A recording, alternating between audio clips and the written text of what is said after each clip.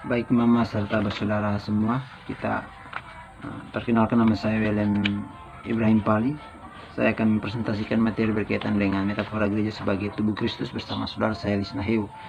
Baik, yang pertama kita berbicara mengenai metafora sendiri. Metafora ialah perkataan atau cerita yang dipakai sebagai perumpamaan, perbandingan, lambang, hiasan, dan ibarat untuk mencontohkan atau menekankan suatu aspek dari suatu hal yang dijelaskan. Kemudian kita juga lihat dalam kitab sendiri bahwa Rasul-Rasul juga memakai metafora untuk menyifatkan gereja atau jemaat atau suatu aspek dari gereja. Kemudian kita berbicara mengenai gereja sendiri. Gereja berasal dari bahasa Portugis igreja dan bahasa Latin ecclesia, dan kata Yunaninya yaitu ecclesia. Di dalam Perjanjian Baru disebutkan bahwa persekutuan orang-orang beriman adalah ecclesia, yang berarti rapat atau perkumpulan yang terdiri dari orang-orang yang dipanggil untuk berkumpul, yang biasanya diterjemahkan dengan jemaat. Gereja juga dikenal sebagai suatu organisme yang senantiasa tumbuh dan berkembang. Gereja sebagai persekutuan sekaligus sebagai suatu organisme pada saat ini merupakan wujud atau hasil perkembangan dari jemaat Kristen mula-mula yang lahir dari sebuah gerakan sosial keagamaan yang dipelopori oleh Yesus sendiri. Paulus membandingkan jemaat sebagai tubuh dan bagian-bagian tubuh, maksudnya untuk menekankan kesatuan dan keanekaragaman. Tetapi anggota tubuh mempunyai fungsi khusus, tapi semua anggota bersama-sama membentuk suatu tubuh yang hidup sebagai suatu kesatuan, terbaca dalam 1 Korintus 12 ayat 12-17. Oleh karena itu metafora ini menekankan hubungan yang erat antara gereja dan Tuhan Yesus, anak Allah. Gereja tidak dapat hidup tanpa hubungan dengan kepalanya. Dalam Efesus 5 menjelaskan bahwa Yesus sebagai kepala yang mengasihi tubuhnya sedemikian rupa sehingga dia bersedia memberikan nyawanya sebagai kurban untuk melepaskan bangsanya. Dari segi penjelasan ini kami mengangkat sebuah masalah masalah yang berkaitan dengan metafora gereja ini, yaitu ketidakselarasan atau disharmonisasi kejanggalan jemaat dalam gereja. Dikarenakan ketidakselarasan atau disharmonisasi dalam jemaat bisa berdampak buruk bagi perkembangan jemaat dalam gereja. Dengan adanya berbagai suku yang berbeda di dalam suatu denominasi gereja, atau adanya beberapa suku yang dalam denominasi yang ada, maka tidak salah kalau sering terjadi perselisihan dan perdebatan, perbedaan pendapat yang berupa sifat kesombongan, tinggi hati, dan tidak pernah mau mengalah antara satu dengan yang lain. Kita masuk ke bagian bab yang kedua mengenai dasar biblis yang dipakai untuk membahas metafora ini. Yaitu buku PB menggambarkan gereja dengan berbagai gambaran, misalnya sebagai umat Allah dalam Wahyu 21 ayat 3, sebagai bait Allah dalam 1 Korintus 3 ayat 16, sebagai bait Roh Kudus 1 Korintus 6 ayat 19, sebagai bangunan Allah 1 Korintus 3 ayat 9, sebagai kawan domba Allah 1 Petrus 5 ayat 2, dan masih banyak hal lagi. Semua ungkapan ini mengungkapkan suatu hal dari gereja, tetapi dilihat dari sudut pandang yang berbeda.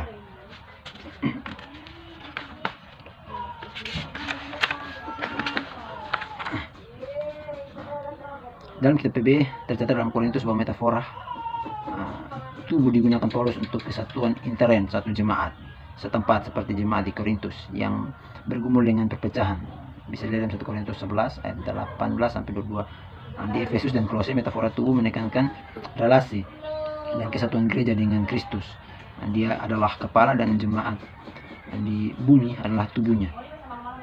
Bisa kita dalam Efesus 1 ayat 22-23, Efesus 4 ayat 15-16, 1 Kolose 2 ayat 9-16, 1 Kolose 3 ayat 15. Pertumbuhan jemaat terjamin jika jemaat memelihara hubungan dengan kepala gereja, yaitu Kristus. Oleh karena itu, salah satu hiasan favorit Paulus untuk melukiskan gereja adalah tubuh Kristus. Komunitas Kristiani dipandang sebagai tubuh di dalam Kristus.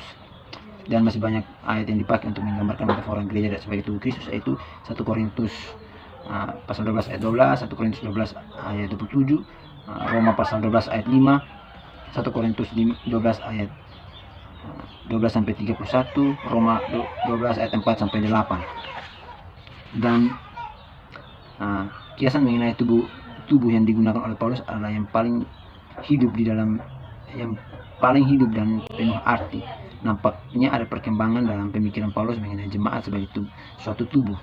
Dalam surat Roma ia menggunakan kiasan ini untuk mengajarkan bahwa karunia-karunia yang berbeda bisa dipakai di dalam suatu jemaat.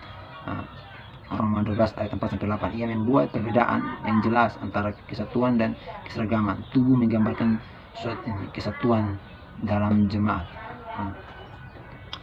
Banyak sekali ayat-ayat Alkitab yang menggambarkan tentang suatu kesatuan sebagai tubuh Kristus, yaitu 1 Korintus 12 ayat 2, 1 Korintus 10 ayat 17, dan masih banyak lagi yang bisa kita lihat dalam kitab, terkhususnya dalam kitab PB sendiri. Pembahasan selanjutnya mengenai dogma tentang gereja sebagai tubuh Kristus. Terdapat beberapa pendapat dari para ahli tentang gereja sebagai tubuh Kristus.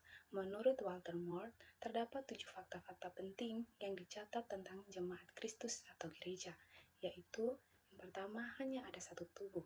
Yang kedua, Kristus sendiri adalah kepala tubuh. Yang ketiga, setiap orang percaya adalah satu anggota tubuh itu. Yang keempat, Roh Kudus adalah wakil Kristus di dalam jemaat. Yang kelima, jemaat Kristus suci adanya. Yang keenam, karunia-karunia yang diberikan untuk membangun jemaat Kristus. Dan yang ketujuh, semua orang percaya adalah imam bagi Allah.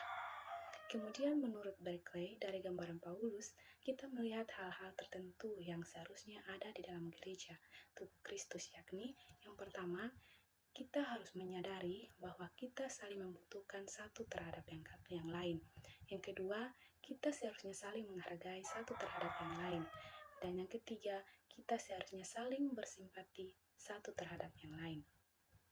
Dalam menyikapi masalah tentang ketidakselarasan atau disharmoni atau kejanggalan jemaat dalam gereja, maka metafora gereja sebagai tubuh Kristus ini hendak menekankan pada kesatuan dan kesetaraan dalam gereja, baik dengan Yesus Kristus maupun di antara sesama denominasi Kristen, bahkan sesama warga atau orang percaya. Betapapun mereka memiliki bentuk organisasi, karakteristik pemahaman, dan karunia yang tidak sama, ia juga memberi ruang bagi orang dengan karakter yang sangat berbeda untuk ikut serta dalam membangun kesatuan itu. Pada saat yang sama, metafora ini bermaksud menolak semua paham yang bertumbuh dalam jemaat mengenai perbedaan hierarki jabatan dan karunia. Gambaran ini berlaku untuk gereja secara mondial maupun lokal atau jemaat. Kesatuan dan kesetaraan gereja menurut metafora ini berdasarkan pada Yesus Kristus. Oleh karena itu, perbedaan-perbedaan karisma yang dimiliki masing-masing anggota tidak membuat adanya perbedaan status dan hakikat. Semua anggota tersebut, pengenalan terhadap status dan hakikat yang sama ini menjadi pengikat keutuhan-keutuhan jemaat selaku tubuh dalam Kristus dan membuka peluang kepada saling menghormati walaupun masing-masing memiliki karisma yang berbeda. Oleh karena itu, seharusnya tidak ada ketidakselarasan atau disharmoni jemaat dalam gereja, di mana perselisihan dan perbedaan itu tidak ada, baik melalui pendapat yang di dalamnya terdapat sifat kesombongan, ketinggian hati, dan tidak pernah mau mengalah antara satu dengan yang lain, karena hal tersebut dapat menimbulkan perpecahan dalam jemaat.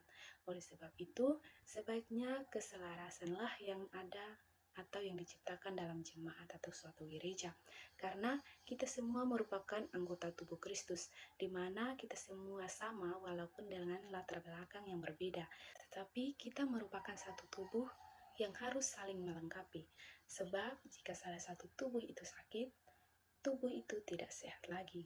Maka dari itu, semua anggota jemaat dalam gereja harus saling menghargai dan menghormati, agar kesatuan dan kesetaraan dalam gereja itu tetap tercipta. Oleh karena itu, melalui pembahasan yang kami bahas, maka dapat disimpulkan bahwa metafora gereja sebagai tubuh Kristus adalah berbicara mengenai gereja sebagai suatu kesatuan tubuh yang terdiri dari banyak anggota, dan bagaimana setiap anggota saling menjaga. Kristus adalah kepala tubuh, dan setiap orang percaya adalah wajib tunduk kepada kepala. Setiap anggota saling membutuhkan satu dengan yang lain. Gereja sebagai tubuh Kristus juga digunakan oleh Paulus dalam surat-suratnya untuk menerangkan tentang suatu kesatuan yang tidak dapat terpisahkan dalam Kristus. Sebagaimana jemaat harus saling menghargai satu dengan yang lain, di dalam tubuh tidak ada kepentingan-kepentingan yang relatif. Semuanya saling bergantung satu dengan yang lain. Sebagai satu tubuh haruslah saling bekerja secara harmonis untuk mengatasi persoalan-persoalan dalam gereja sejak dahulu maupun sekarang, seperti masalah ketidakselarasan atau disharmoni atau kejanggalan jemaat dalam gereja yang bisa berdampak buruk bagi perkembangan jemaat dalam gereja. Dengan adanya berbagai suku yang berbeda di dalam satu denominasi gereja atau adanya beberapa suku dalam denominasi yang ada, maka tak salah kalau sering terjadi perselisihan dan perbedaan pendapat yang berupa sifat kesombongan, ketinggian hati, dan tidak pernah mau mengalah antara satu dengan yang lain, sehingga menyebabkan ketidakselarasan itu terjadi dalam gereja saat ini. Demikian hasil presentasi kami. Terima kasih. Tuhan Yesus memberkati.